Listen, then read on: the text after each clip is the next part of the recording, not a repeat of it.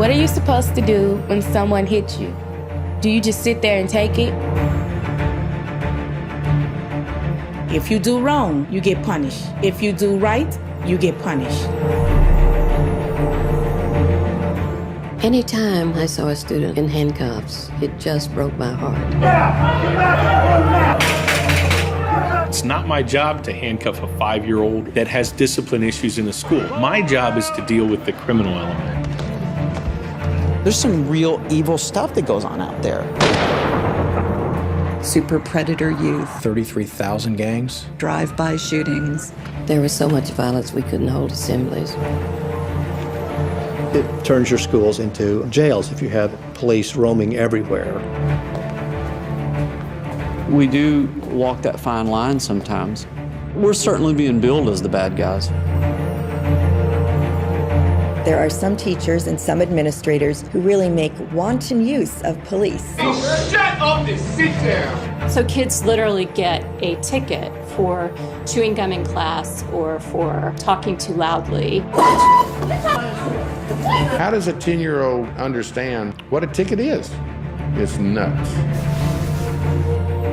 The justice system is sort of like a funnel, but has barbs inside. Every time you come into the system, it's just easier to be pushed further and further and further until you cannot get out. It feels like Charles Dickens' times. I don't know when public education became the enemy of the governments.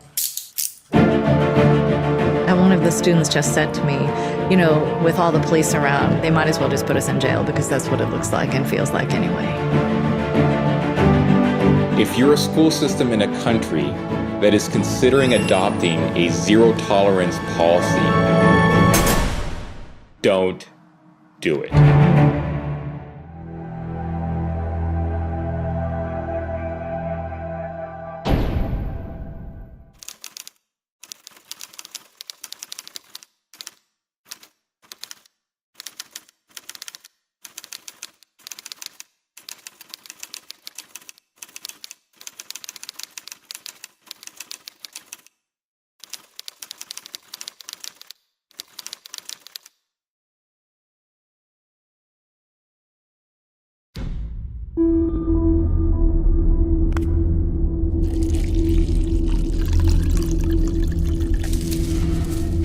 And there were a bunch of kids calling me terrorist.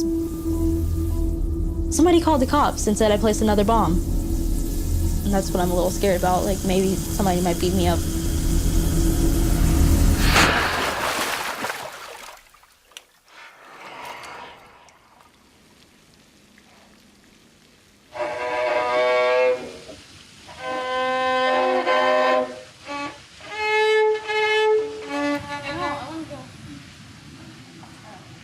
I got a call from the vice principal, who's also the dean of discipline, and he said, Kira, just before school started, she was doing a science experiment that resulted in an explosion. Our teacher had given us a assignment. A friend told me about a volcano, which is toilet bowl cleaner and aluminum foil. So I told my friends about it, and they wanted to see it. The principal and vice principal were like about 10 feet away. And when it popped, they came over and asked what was going on. I told them it was a science project, and they were just like, okay. At the end of third period, they take me out and then walked me to the resource officer. He was like, this is considered a felony. I might have to arrest you for this. And then I was just handcuffed and put in the car. When they put the handcuffs on you, it's like right on your bones, and it really hurts. I was actually crying too hard to ask anything. And I went to pick my daughter up, thinking the worst. Then we get home, and she's asking me what happened, and I tell her what happened. She's like, oh my gosh, are you serious? There wasn't an explosion? And she said, no, just the cap came off the bottle. A trained officer of the law arrested, put my daughter in handcuffs, put her in the back of a police car, and took her to the Juvenile Assessment Center and charged her with 2 felony charges. Was she trying to blow up the school? Was she trying to hurt anyone? If even had anyone taken that time to ask those 2 questions, this process would have just been avoided. Once a minor is charged with a felony, they can release her address. There was a terrorist alert, and everybody was knocking on our door. The media was just like really hurting me, and then eventually they took it up to where, hey, she shouldn't be treated like this. It became international, and we had people signing petitions, and they dismissed the case. I'm not going to have science next year, I don't think. But if I were and I was assigned a project, I'd just bring in a cup of dirt because I wouldn't want to try anything experimental again. At school, at least. In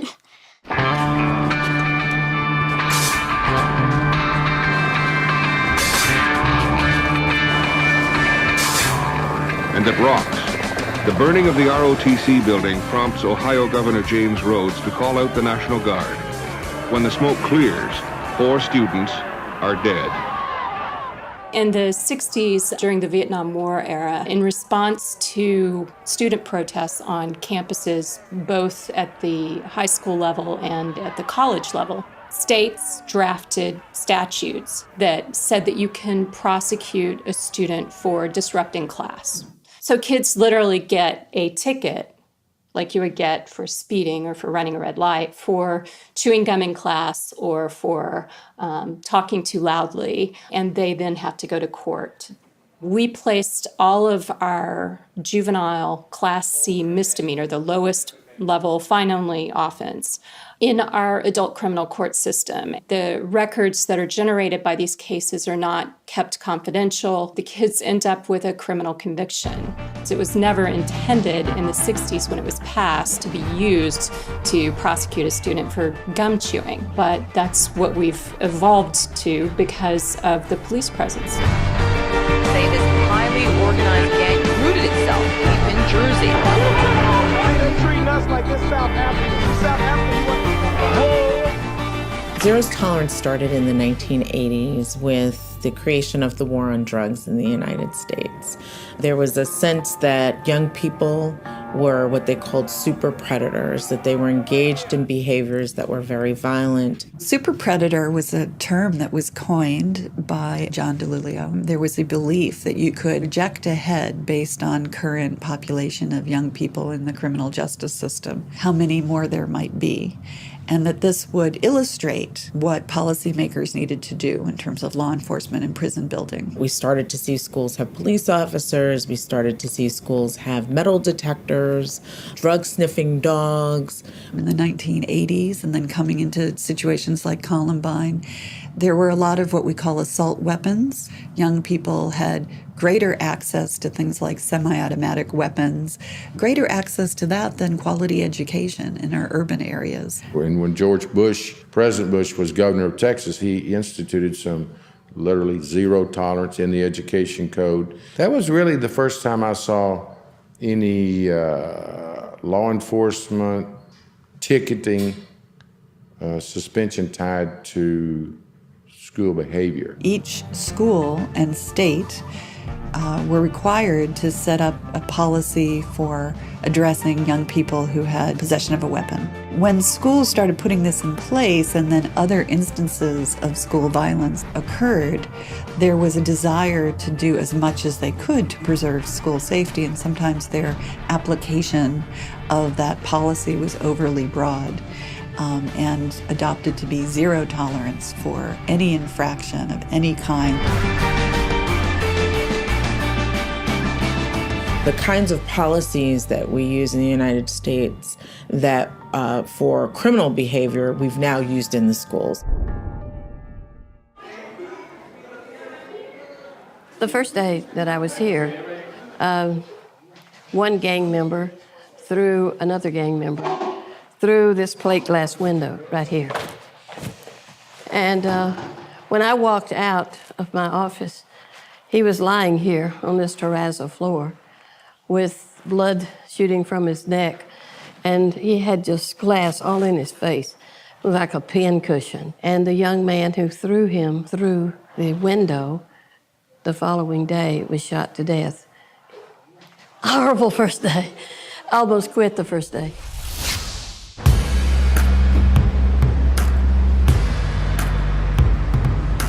They called me to come out of retirement to come to Fur High School.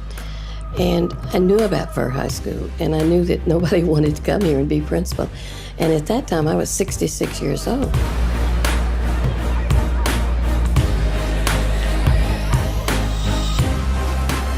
We would have lockdowns about 3 times a week where there would be like a code red because there was either a gun on campus or there had been a gang fight on campus.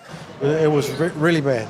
You'll have the black kids and Hispanic kids. They'll just wait to see who's going to take the first swing, who's going to make the first move.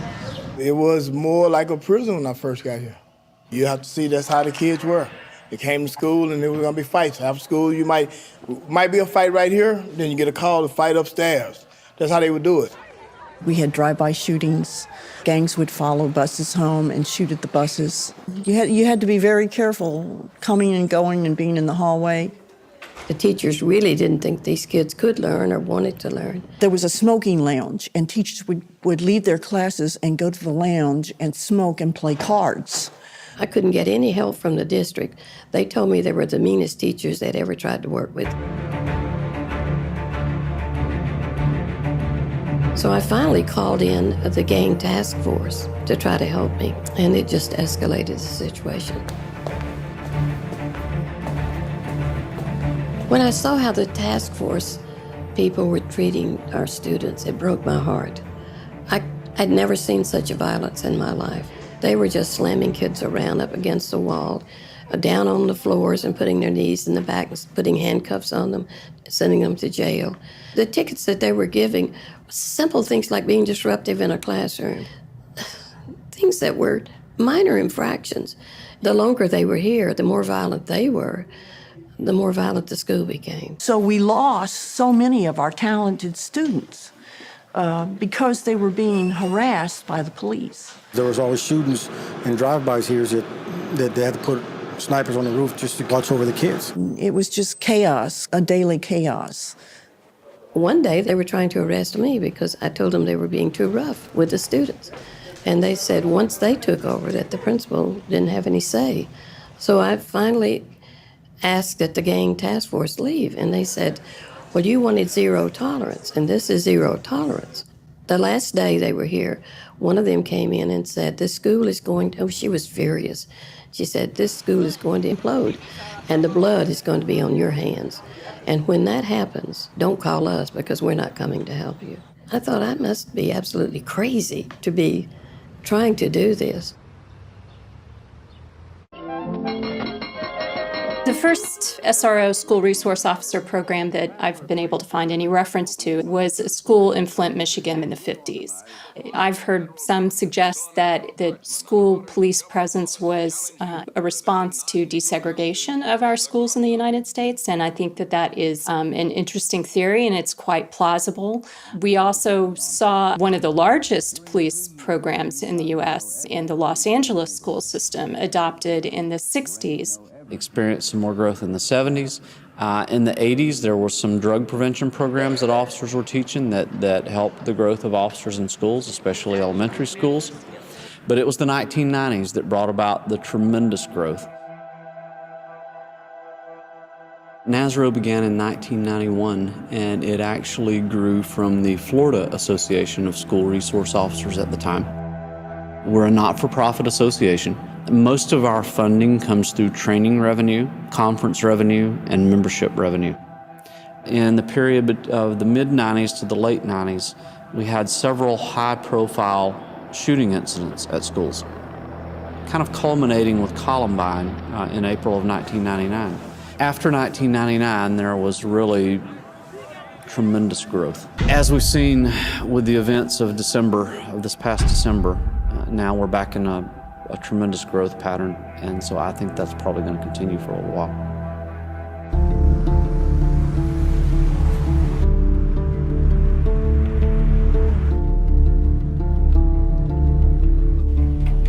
In 1999, the Columbine incident occurred. The need for SROs swept the United States, and I went to the chief and proposed to him that we needed a school resource officer. I'm a firm believer that a uniformed police officer, well-trained as an SRO, is your best deterrent for any incident like that inside of a public school.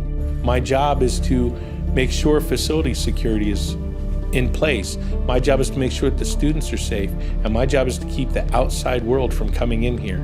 And if it does, then it's my job to deal with it.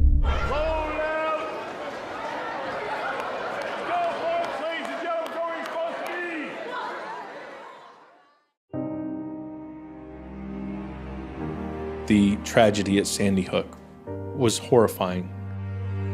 What happens after those situations? Everybody overreacts. Family's lawyer says the girl was originally suspended from kindergarten for 10 days for telling a classmate she was going to shoot him and herself with the bubble gun. District officials at Mount Carmel Area Elementary School questioned her for 3 hours without her parents' knowledge. She was suspended for 10 days for making terroristic threats. When we see a 5-year-old that brings a toy gun to school and the police officers are taking that 5-year-old out in handcuffs or interviewing him for 2 hours, I mean, that causes damage to young people. As SROs, we're trained not to do things like that. Zero tolerance leads to police officers and school administrations to be forced into dealing with things in a way which many times is not the best way to deal with it. One of the things that parents and the community wants or gives us the charge to do is make sure their kids are safe. I've been to several different schools, and the one thing that's very effective is when the SRO has a positive relationship with the students. I believe that before any police officer can go into a public school, they should receive the training. It's not the same concept as being on the street as a police officer. If your policy is that people can't wear ball caps and you see a child with a ball cap, remember, that's not against the law. You just get their name to their administrator and let the school deal with it. And if you keep those things in mind, it's very simple. He asked you a question. You know, utilization of the school resource officers, my suggestions would be that we don't only use them for security, because that would be a lack of a tremendous resource. Romeo, Juliet. Relationships. Relationships is the biggest advantage to being an SRO. Once I establish a relationship, then I can start looking at their grades, their family life. They can confide in me, and we can start putting a plan together to work with them to be more successful in school.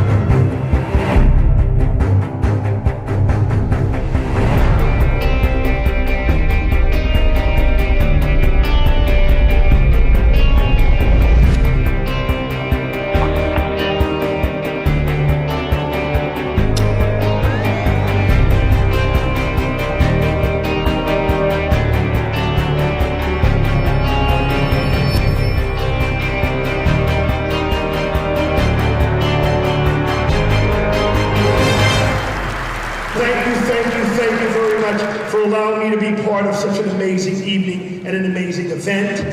I personally have been working with SRO officers for the last 20 years. This is the 23rd annual National School Safety Conference here in Orlando, Florida. We've got speakers from all over the country talking about all different aspects of school-based policing that cover law enforcement, teaching, and counseling, which is the NASRO triad. So we have classes and sessions throughout the whole week that these officers are here learning from experts and professionals really across the world. They invited us to talk about some of the things that the FBI does to combat child exploitation. The FBI is the host of dozens of task forces, joint task forces across the United States. Some of those task forces are focused on gang activity, some of them on violent crime activity, many of them on cyber. And so that would be a primary point of contact for the SROs to reach out to the FBI to touch our resources. I'm the legal guy, and at conferences like these, I have the pleasure of talking to educators and school resource officers about the law. There is a standard way to train school resource officers. There is a basic curriculum for allowing school resource officers to do the mentoring that kids need and to also help educators with teaching. A lot of people just think, oh, I'm a police officer, I can go work in a school. An SRO is a properly selected police officer trained to work in the school environment, and not everyone fits that capacity. It was interesting, the Robocop mentality. 6 months of a police academy, it affects officers. We remove that sensitivity of them, and then our chief says, go work at a high school. And our guys stand with glasses and unapproachability and this way where things are going out right. My role is not to be the boogeyman. I've had parents, staff members, and others come and ask me to scare a student. Knowing the boundary of where to step in your law enforcement role and where to step in as your mentoring role as an SRO, that's an important piece of being a good influence on the school as opposed to a negative influence on the school. We believe that any officer who works with kids really needs to understand them well. What we try to do is have them understand that a lot of young people's behavior is not intentional. It is reactive. It is normative. And if we escalate it and criminalize it, we're actually not helping achieve the positive outcomes we'd like.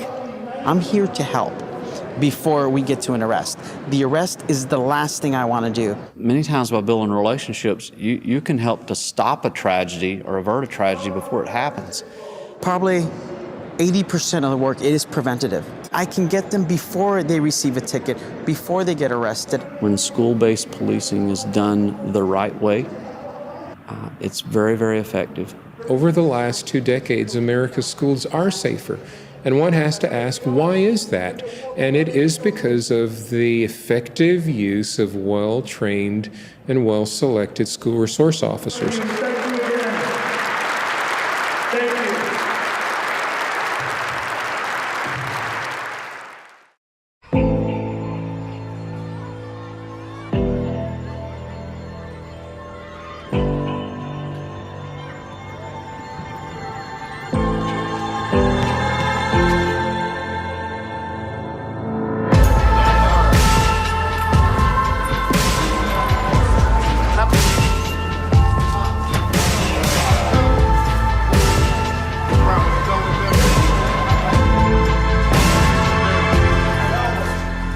The school-to-prison pipeline is a term that described the impact of zero-tolerance discipline policies on children's trajectory into the juvenile and criminal justice systems. In some school districts, you were definitely seeing a school-to-prison pipeline. In Massachusetts, the police report that 80% of the arrests are for disturbing a school in assembly, and those infractions are for not taking off your hat, running in the halls, and speaking back to teachers. This gets to be a confusing issue sometimes because when it comes to zero tolerance, that really shouldn't be specifically applicable to the SRO. And the reason is the SRO is not a school disciplinarian. If they're being used as a school disciplinarian, then they're being misused.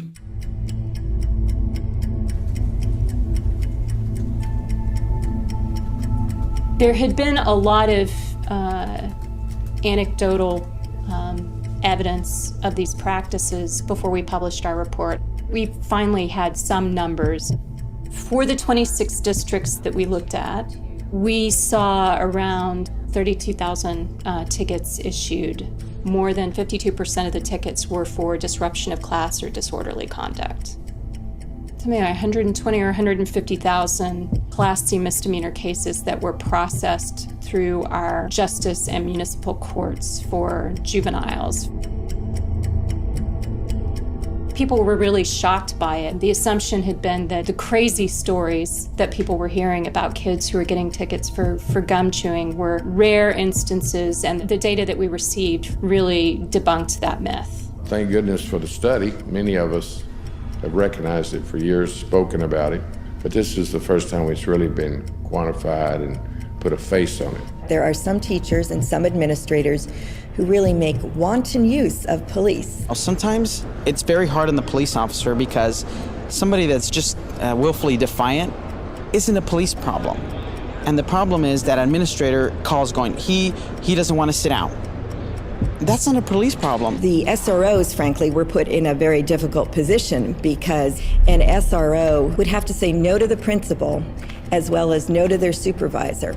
We heard stories like they wanted us to arrest this kid for stepping on someone else's cookies. And sometimes the officers would if they didn't like the kid, and sometimes they'd say, no, the kid is, not worth arresting. In America, the debate over the school-to-prison pipeline is whether it exists. There is a claim there that our presence in schools is leading to more and more arrests, in particular minority youth. And quite frankly, that's just not true. 7-year-old Christopher Marshall pretended a pencil was a machine gun, and now he's sitting at home suspended from the 2nd grade. The school has a zero-tolerance policy when we don't dispute that there are some police officers working in schools who should not be there. And we don't dispute that there are some arrests being made that shouldn't be made. What we dispute is that it's not happening on the national, global level that the advocacy groups claim that it is. And we're able to dispute that with facts, with data.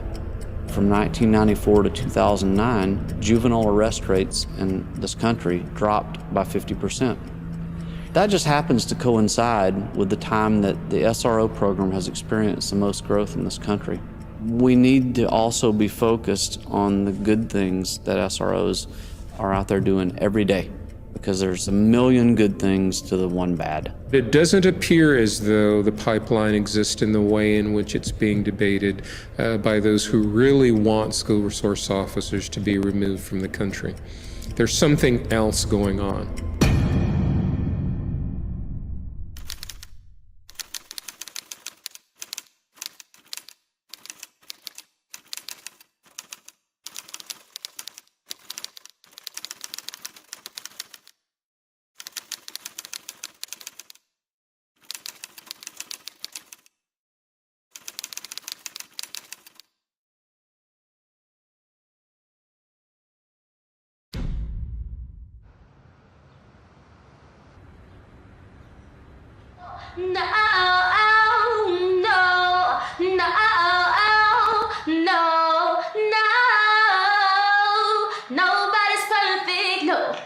Bullying with me started about the end of my 6th grade, the beginning of my 7th grade year, and it just continued. They would talk about how I'm always singing, how I look, how I dress, call me stupid, call me dumb. They did a lot. Like, they really did a lot. So you're on beat, huh? I couldn't do something. When my first ticket happened, I was 13 years old. We were having color guard practice. And when I left to go get on my bus, one of the girls, she hit me on the back of my head. I turned around and I started defending myself. And then that's when the police started coming, and they handcuffed both of us and sent us down to the district police station. Whew. When I finally got to the school, the police had my daughter already. Yeah, right. Like when they... Next thing I see, my daughter walking out of the office, handcuffed. I'm asking the police, well, what's going on? What are you doing? Well, she's gone to jail. It was about 2 hours I was sitting in the cell. They didn't explain anything to me. She's been treated like a common criminal for something, just having a fight that she didn't start. Police officers in the school, they're just a joke. They just there to make sure that they arrest the kids. If you show you care, they're gonna respect you. But they don't. They want these kids to get tickets. They don't care. I don't think it's a good system because they ticketing the wrong people. I think it's just a way of making money off of people.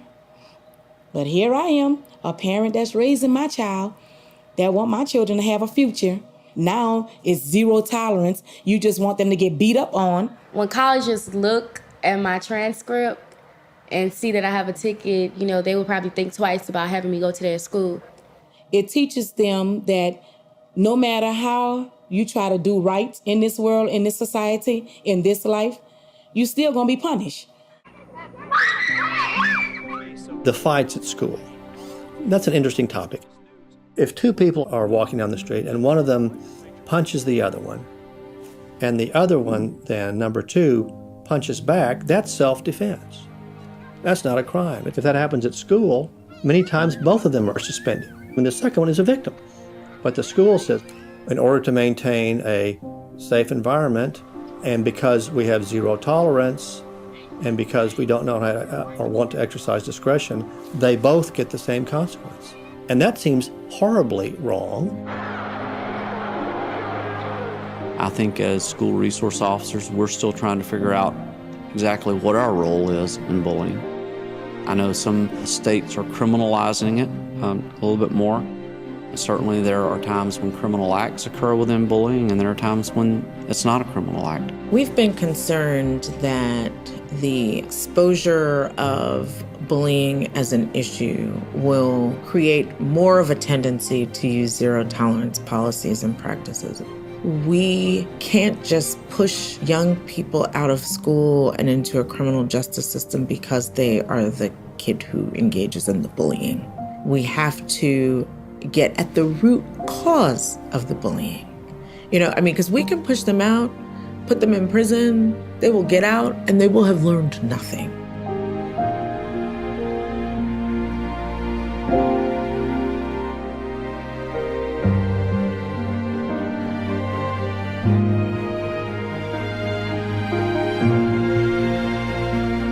As far as children in 2013 is different now.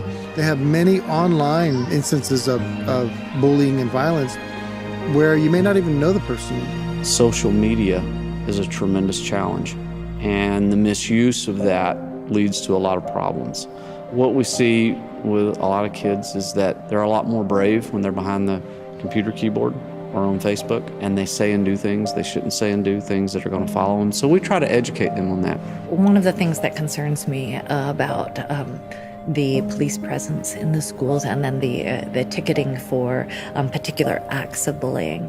The ticketing, while addressing the symptom of the bullying culture, is really like, putting a Band-Aid on a wound that has already become infected.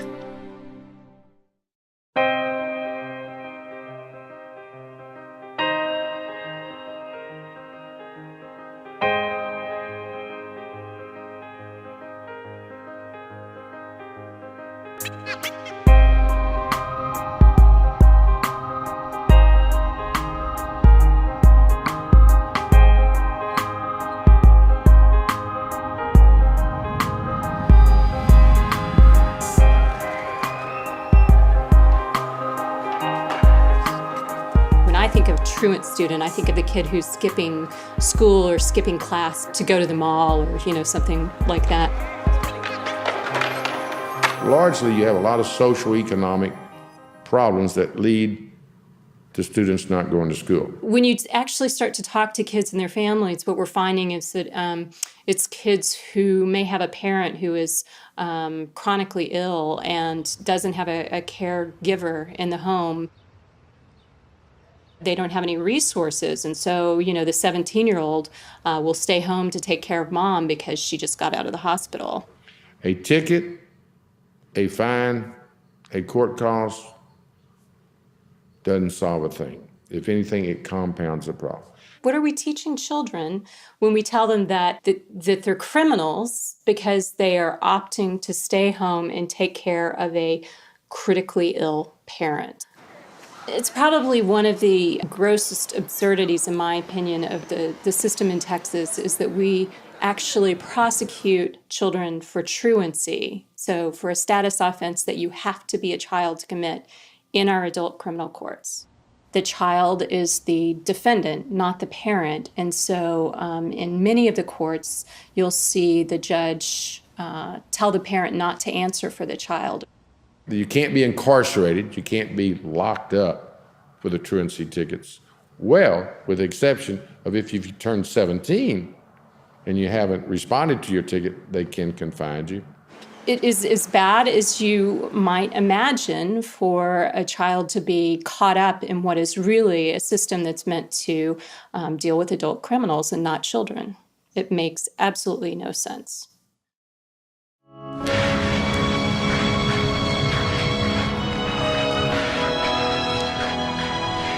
I think as Americans, we don't want to believe that we have a highly punitive society. But the evidence bears out that we have the highest incarceration rates for both adults and youth in the entire world, 20 times higher. It's interesting that in this country, we don't allow young people to vote, to go into the military, to get married, to drive a car, until they're of a certain level of maturity, and yet we're also, sadly, willing to charge them into criminal court. Is it true that on March 10th, 2013, in Travis County, Texas, that you intentionally and knowingly possessed a controlled substance, that's a regulated drug in this case? Zero tolerance is the idea that for a particular misbehavior, the schools will have no discretion. Personally, I think it's a foolish idea. I deal with children every day. There's often many complicating factors to a situation. The state drops the charge, changes it from a felony down to a misdemeanor. True to that. Fortunately, in courts, we don't have to follow zero tolerance. We're given discretion to look at the entire case if it's before us and try to make the best decision we can. I don't really think there's a significant statistical difference between children and what they do now and what they did 40 years ago, except more things have been criminalized. 40 years ago, it was just handled by the schools, it was handled by the parents. And are you working now? No. Does safe place help with that? If you just criminalize things that are many times not their fault, that doesn't help them, doesn't help the families, and it doesn't really help the schools. It just collects fines. My abuser tried to kill me and told Cody, wake up, I'm about to kill your mom. Robert said, Bobby Corn acts like I don't care, and it's not right. Calling threatening me for the jail. If you have a record, even for minor stuff, when you apply for scholarships to colleges or to trade schools, when you apply for jobs, you have to put all that down. And so that reputation stays with you the whole time. Cody, what you need to do is get to that panel so you can earn your part of this summer. We are a pretty harsh society, an unforgiving society. It just seems like we have over-criminalized things, and then we have over-responded disproportionately to things that even should be crimes. We're disproportionate in our response, and it just seems to be, it's out there forever.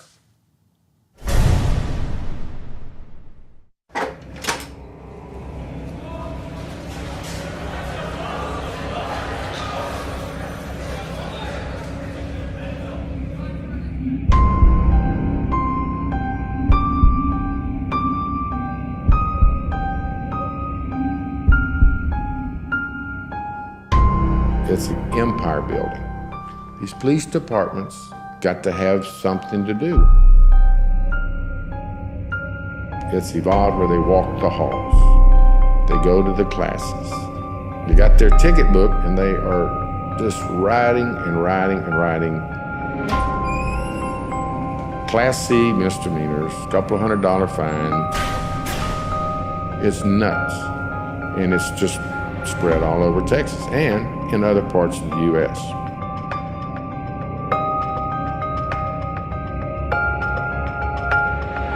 The United States has a prison industry, and it's not just the government, but we have private companies that are huge and make a lot of money.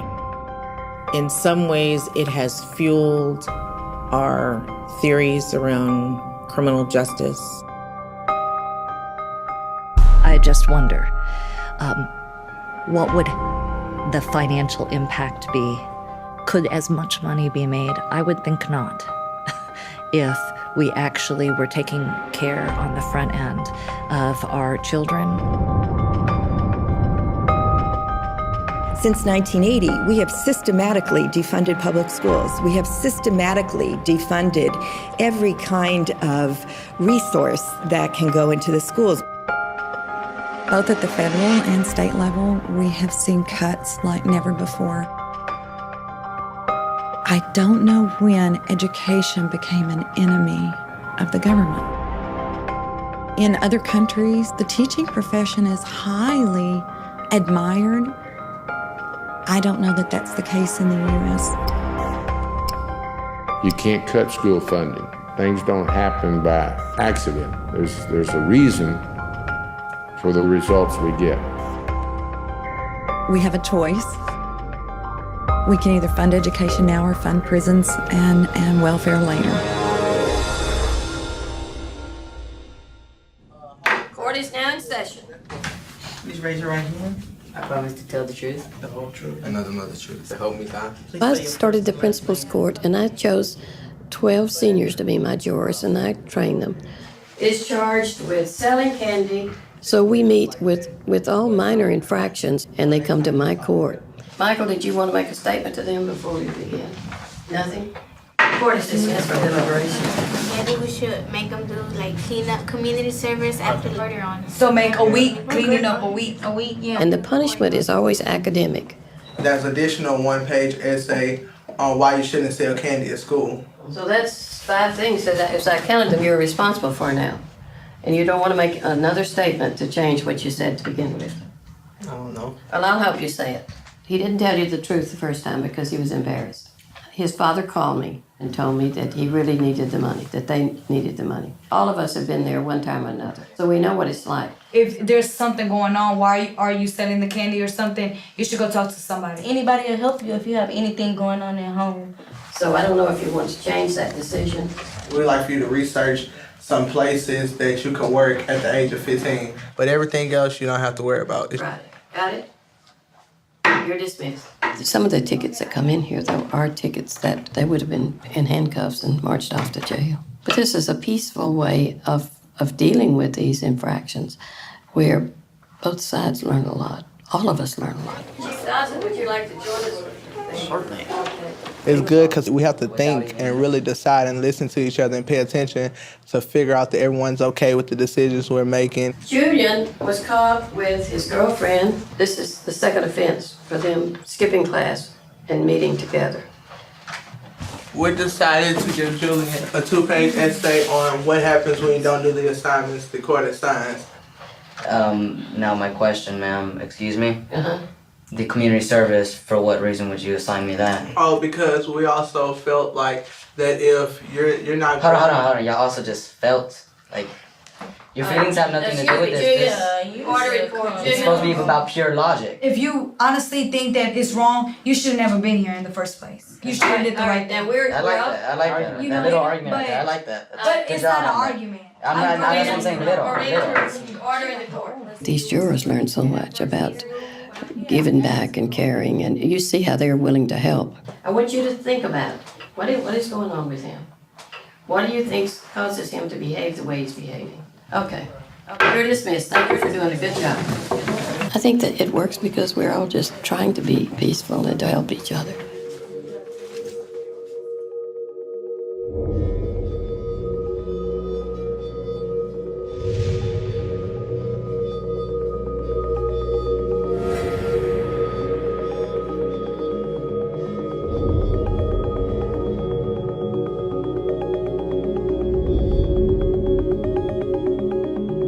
We see hardliners on zero tolerance in the school to prison pipeline coming from various arenas. I mean, you have schools that feel overwhelmed by some of the children who are in their classrooms and don't get the resources to do the right thing.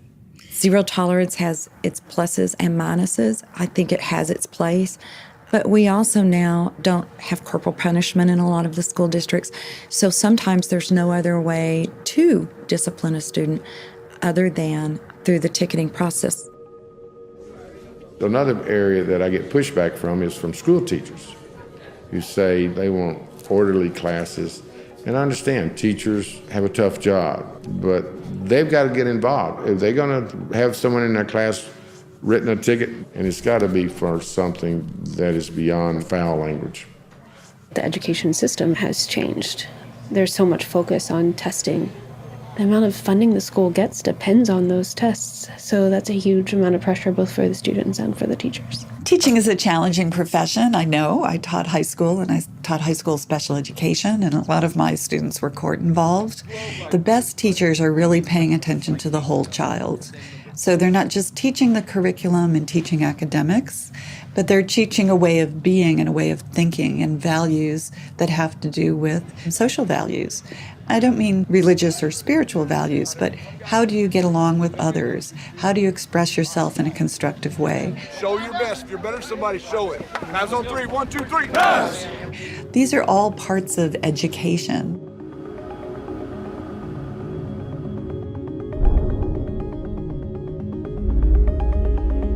But in our experience, it's not unusual for a child to be sent to an alternative school at the time when standardized testing is to take place. When it's time for the standardized test that's going to affect their ranking, we need to send you to an alternative school. And there you don't take the test. The other thing is, our schools get paid for enrollment. And so they have to count dropouts. And that reduces the amount of money they get paid. If a school can get a court to order a child to drop out, then that doesn't count as a dropout against the school. I just think we have to be real careful that we don't start or really send the student down a path that was never deserved to begin with.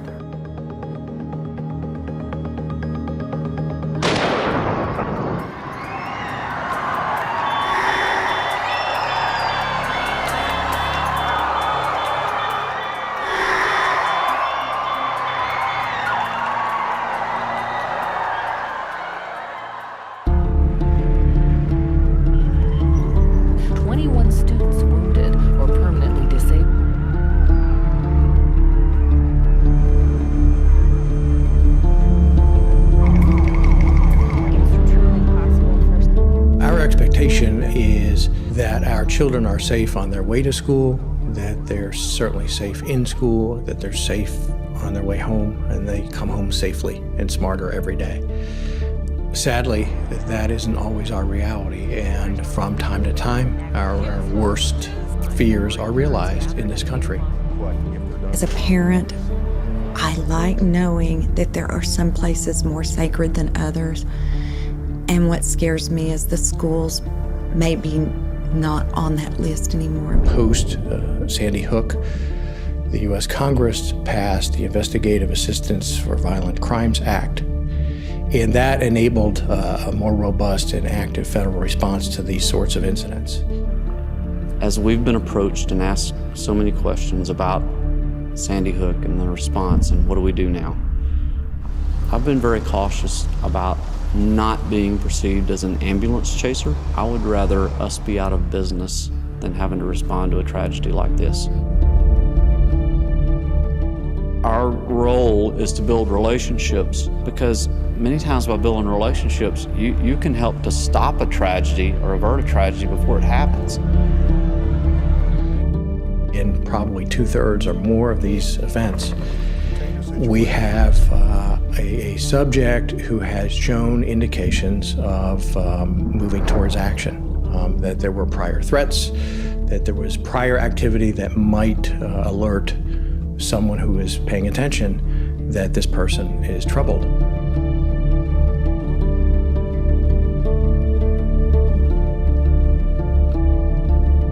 These incidents are typically could be over before first responders get there. So it could be in the hands of a school resource officer entirely.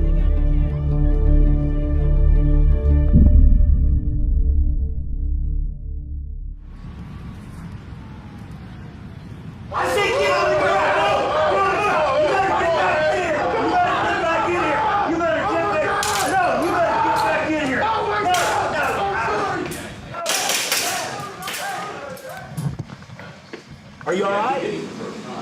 I didn't feel it. He got you on that first shot, and it was a traversing shot, so good job. Let's go ahead. I'll take your gun and you stay down here. This is an active shooter response class put on by the National Association of School Resource Officers. We are the contract trainers for them, and we are teaching school resource officers how to respond to an active killer, active shooter inside a school that they may be working in.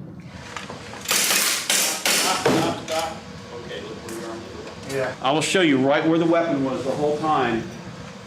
Do we not see this kind of thing in those videos from Columbine? I know 2 times in my police career, this area scan saved just my life. The skills that we've taught them are just basically based on principles of geometry and how to, most of the time, solve this issue without the active killer even knowing that they're there before they're shot. Active shooter, room 606, go get him. I said get back to the room! Get back to the room! No! You get back to the room! Get back to the room! I said get back to the room! No! Get back in the room! You see how much shooting is getting done in a short period of time. Is it really a practical plan to wait on officers responding from outside? Negative. So with you guys being in school with that gun, that's what's going to mitigate this thing. They are now confident that if this happens in their school, they will be able to take care of the situation and terminate it as quickly as possible. They're ready to go carry out their mission right now. All right. Oh, damn. That was excellent, Mark. Come on. Get you up.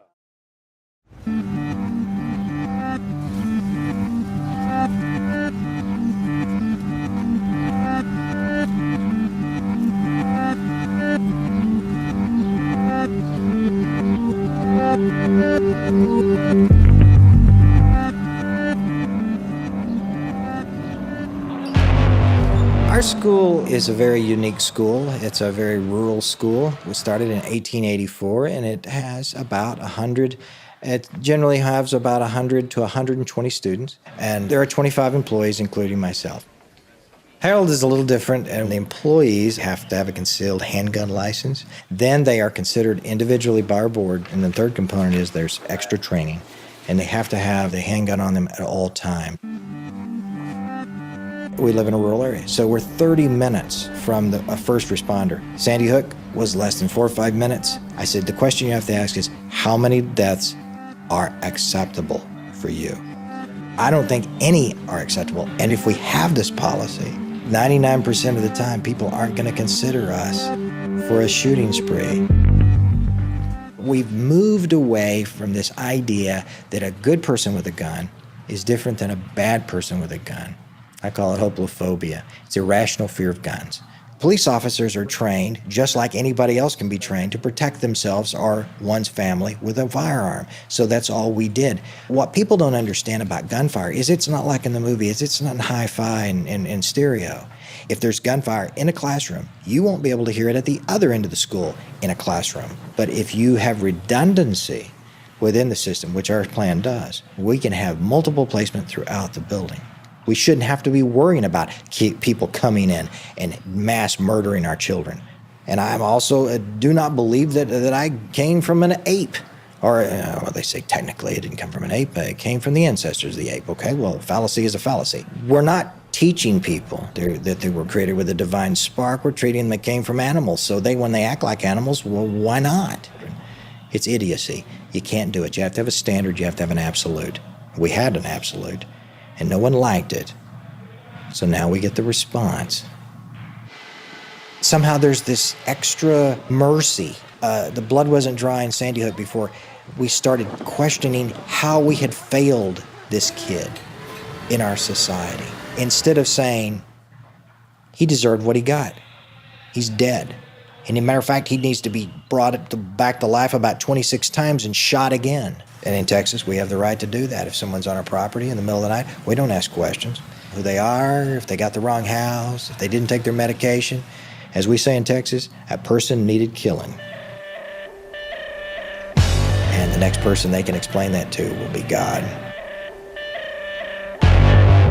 Or nothing if they're an atheist, I suppose.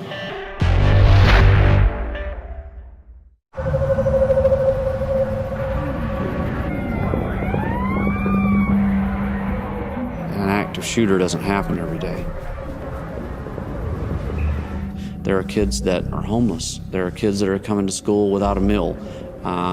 There are kids who are involved in drug use. Those are the things that are happening every day. I want to be a gang, and I'm an LBSP junior. No, but you want to be. I not want to be, I am. There's absolutely a socioeconomic issue. In a lot of the schools that have a particularly large police presence, there's schools that have a higher percentage of students who are low socioeconomic level. There's a lot of different reasons why people might be living in poverty, but there is a definite correlation between poverty and ending up in the full court system. For gang murders are out of the gang's violence. The school shootings actually in this country have been perpetrated by young white males. But we've seen the harsh punishment and the brunt of law enforcement happening in schools that are predominantly Black and Latino.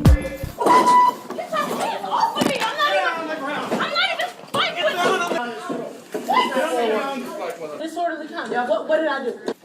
The numbers say in Texas, the school district has to issue mandatory tickets for certain behavior. Those are tickets for drugs, weapons, and serious bodily injury to somebody else. Those mandatory tickets make up 3% of the tickets. The other 97% of tickets are at the discretion of the school. When it's left to the school's discretion, African American children end up with twice their population school district in these tickets. Some kids were getting zero tolerance to a lot more than others, especially youth of color or poor youth, or youth with mental health issues, or youth with special ed needs. You take vulnerable children and you make matters worse when zero tolerance policies are applied. We're certainly being billed as the bad guys. We're the easy target for people to come to when more than likely we didn't train that person, they have no association with us, and they're not functioning as an SRO should. Our schools are safer than they've ever been. We are referring fewer students to the juvenile justice system and arresting fewer, and more of them are graduating than ever before. But we have to say that if there's just one or a few kids whose right to an education is being denied unfairly, that there be a policy that responds to that. It isn't a pipeline. I think it's an honest, genuine response by educators to the needs of children as we find them.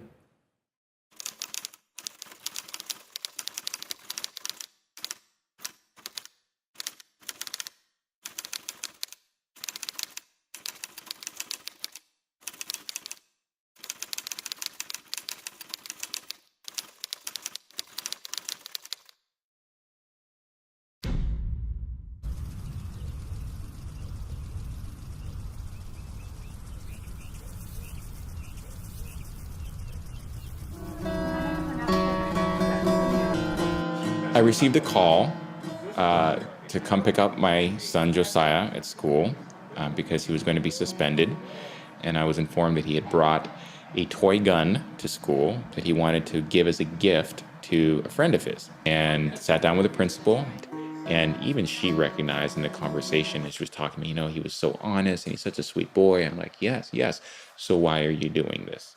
And that was $1 million question. In his young mind, he was going to feel like he was being disciplined for being nice. I kept the gun in my backpack, like you would do with all toys if you wanted to play with them after school. So I gave it to his friend and he kept it in his backpack. But I got in trouble for keeping the thing in my backpack, but he didn't get in trouble. I think it was kind of unfair, but also I thought it was pretty okay for him not to get suspended. I was the one who brought it. I felt kind of scared. I think it's okay to not have toy guns at school, but I also think it's not a good rule.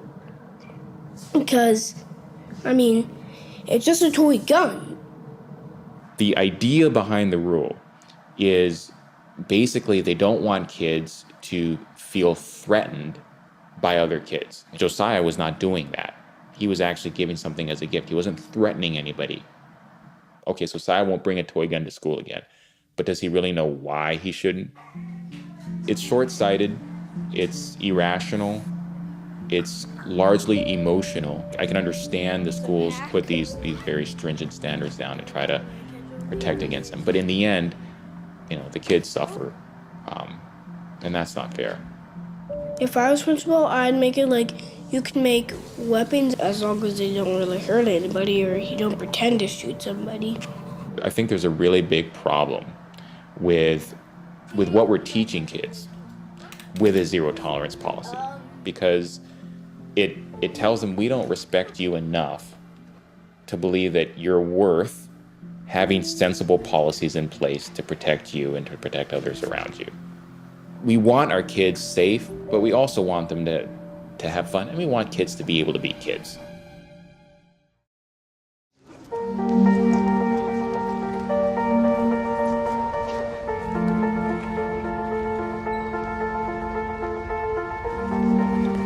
In the United States, where there are rights, there are responsibilities.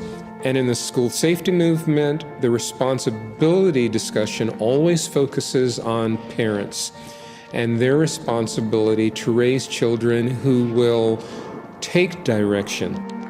And when parents abdicate that responsibility, we often find that there will be trouble on campus through the behavior of their kid. Now, that is a school safety problem. There are parenting issues, there's no question about it. I've seen a progression downward. What plays out in the home eventually plays out in the school.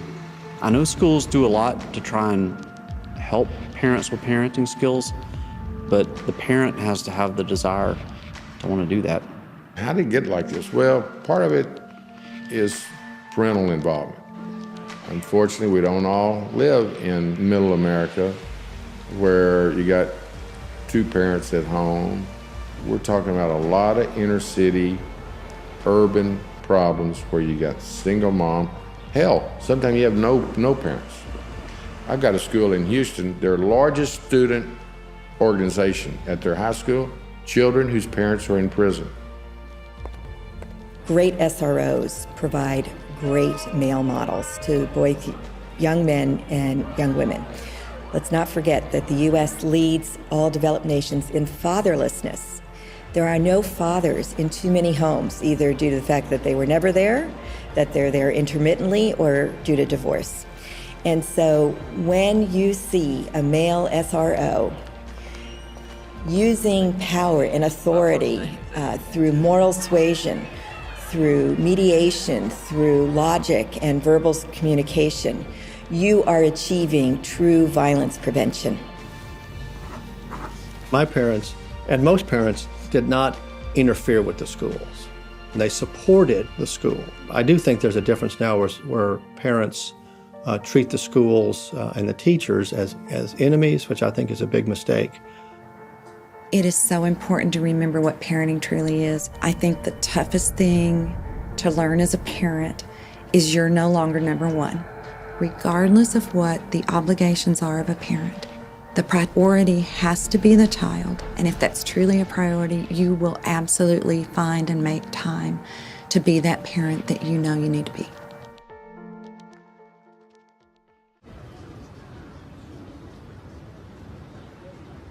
We all want safe schools, but you got to distinguish school conduct versus breaking the law. It's a slow process to change the law. A lot of people, quite frankly, don't believe it the first time you tell them. It's starting to change, but there's still some who are holding on to that as the hammer to punish young people.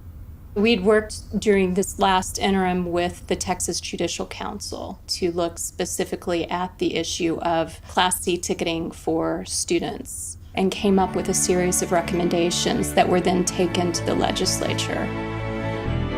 And that goes to the governor, who happens to be Rick Perry. We're guardedly optimistic that he's going to approve it. He better, I'll put it that way. If he don't, he'll see it again.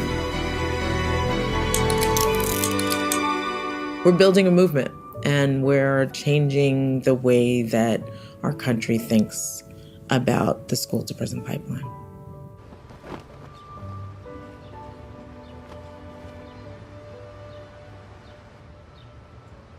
Currently, we have about 182 police officers, and we provide services to roughly over 200,000 students and roughly over 28,000 employees.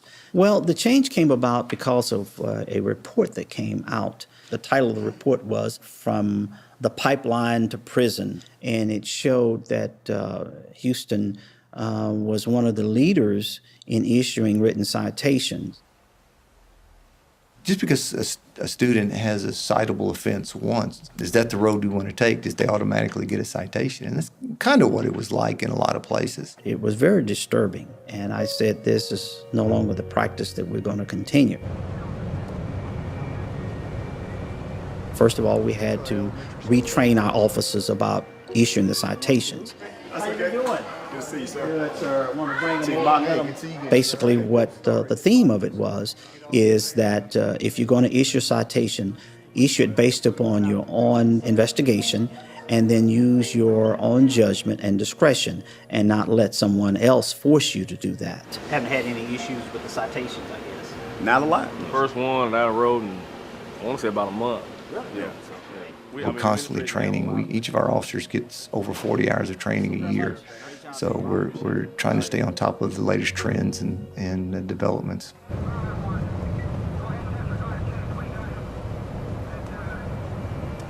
I think a school-based police officer, an SRO, have to have a desire to work with kids and have to have compassion for, particularly in teenagers. Communications and patience are the two most needed skills because you're dealing with teenagers and you have to be very patient with them, but also show an interest that they care because that means a lot to the students too. Good to see you. Good seeing you. Good. Okay. How's things going? Great, thank you, Chief. Good, Thank you. good. It's great having you guys here. Unfortunately, children don't get a chance to select the environment that they come from. And because of some of them come out of less desirable environments, they bring a lot of issues onto the campuses. Those officers are there to be role models, to be able to show a positive disposition of an adult. You going to be working summer school? Yes. Okay. And I understand Cullen is going to be having their classes. Right. Okay. There's a huge rapport built between the officers and the students, and these students are comfortable enough with that relationship that they can go to these officers and bring problems or issues to them. Kind of more of a mentor counseling position than it is a law enforcement position. Our goal is not to put the children in the criminal justice system. Our goal is to create an environment where the children can go into the higher educational system. If you can't get a citation for it on the street, then maybe you shouldn't get a citation for it in school. So the legislature is making some big strides this year. I don't think it's going to impact the way that we do our business here because we realized that practice could no longer continue. It took a while, it took some adjustments, but we've seen the results. Over recently, I think we have reduced those written citations by almost 60%. I would like to see it someday where we did not have to have police officers on campus. I hope that day comes, and I hope it comes soon. But until that time, you got to have some type of safety net on your campuses.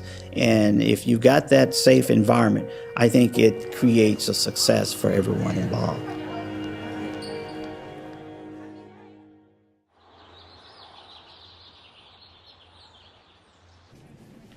After 9/11, I came in one day from a meeting, and there was a riot on campus.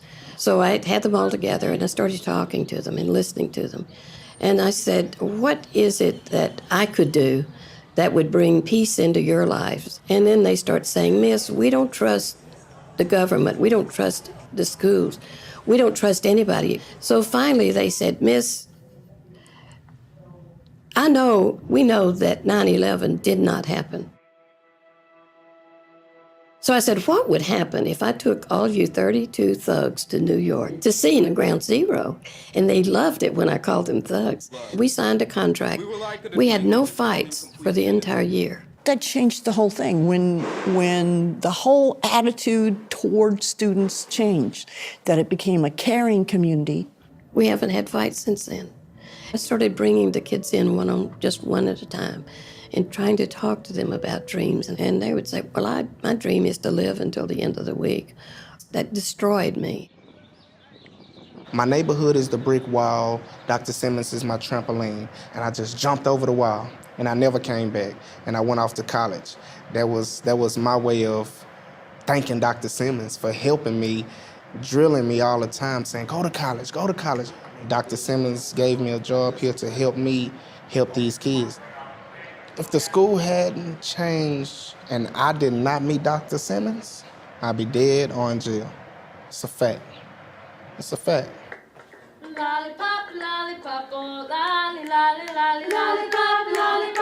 The thing that impressed me the most is, of course, she listened to everyone, including the students. She took away the culture of fear. Bertie had to fight Houston Independent School District because she said, we're not going to have all these police. I have police officers who built rapport with the students, and they spend a lot of time talking with them and encouraging them. The easy way is write a ticket. I could just go get a ticket book out and write a ticket and send them on their way. It's not my problem. It's their problem. It's their parents' problem. It's not how we look at it. We prefer the coaching, telling them how to grow. If we don't give it to them, then we're just, creating a world of criminals for something so minor that we all did in high school. We just didn't have policemen in school to arrest us and write us tickets. Working here, you become the father, the uncle, the big brother, the counselor, the police officer. You're everything to them. Last year, this school had the fewest tickets given by our police officers. Almost 90% of our kids graduate from high school. I never knew that was the way the world is for a lot of people. And so I've just learned so much here. And I am a far better person. And I absolutely adore these students. It's just a community of caring and concern and peace.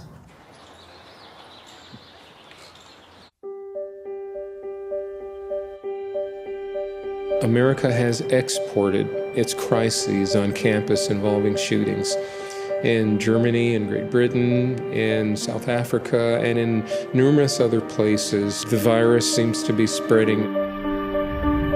But I think the solutions that are working in one region, whether it's America or Spain or South Africa, will work anywhere.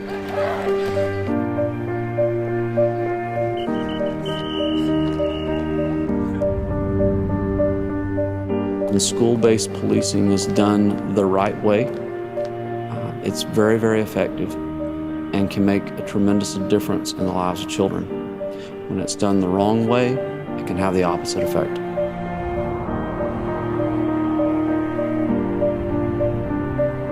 We want school safety to be upheld, but on the other hand, the overly broad application of zero-tolerance policies is bad for children, families, and communities.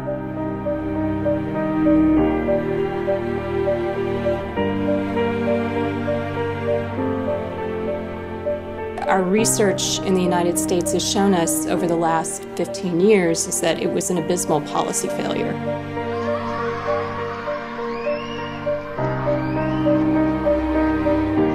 We've got to get back to using common sense.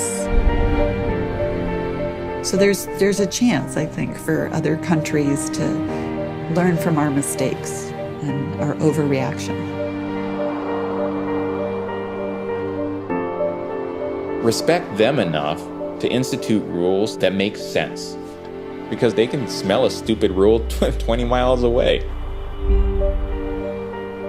I think we're in a time famine, probably globally, where people don't have enough hours in the day. They have way too much on their calendars.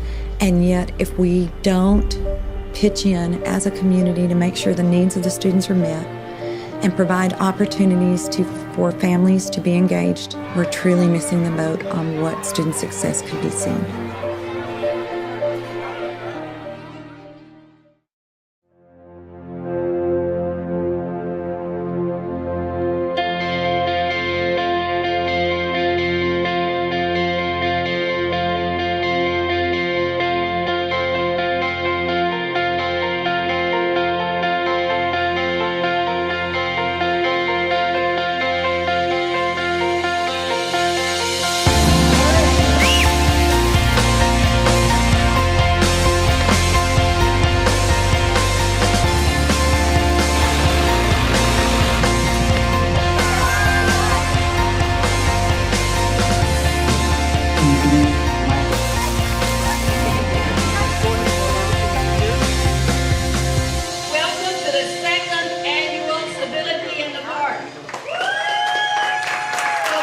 Today, we're celebrating the civility that has been brought to our side of town.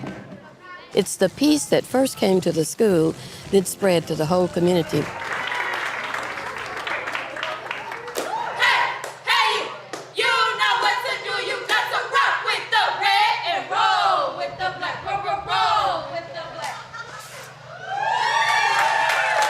A few years, it wasn't possible to get the community together because of the gangs and the fights and the tension between everybody. But now it's possible because our principal stepped in and took a positive act towards the school. The SRO is here today not to protect us. He's here to share in the joy of this event with us. And we're just happy that he would come here today. It was a beautiful park before, a better looking park now. I've chased a couple through here, gang members through here, running from, doing drugs. We find everything in here. You know what happens when sugar gets in the sun? It melts. I gotta be careful. There's no need for me to be on the guard the way I was, and I'm always on guard, don't get me wrong.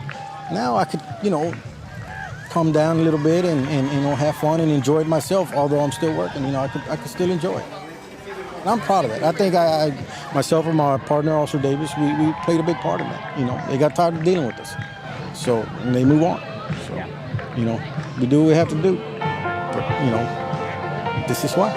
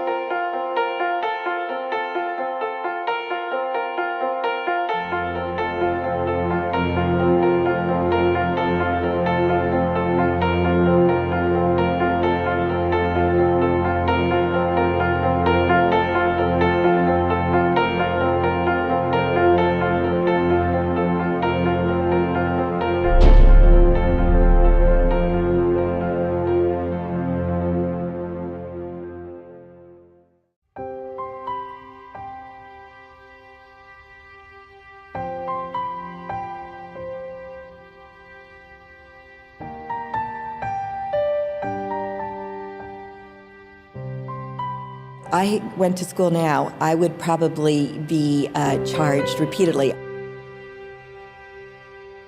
In 6th grade, I actually had a fight with a boy in my class.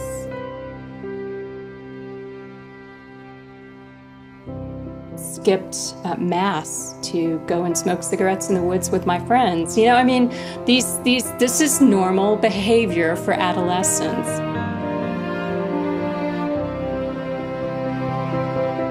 If it had happened today, we might have had actually different outcomes. I probably would have been suspended and arrested. I would have been charged with assault and battery.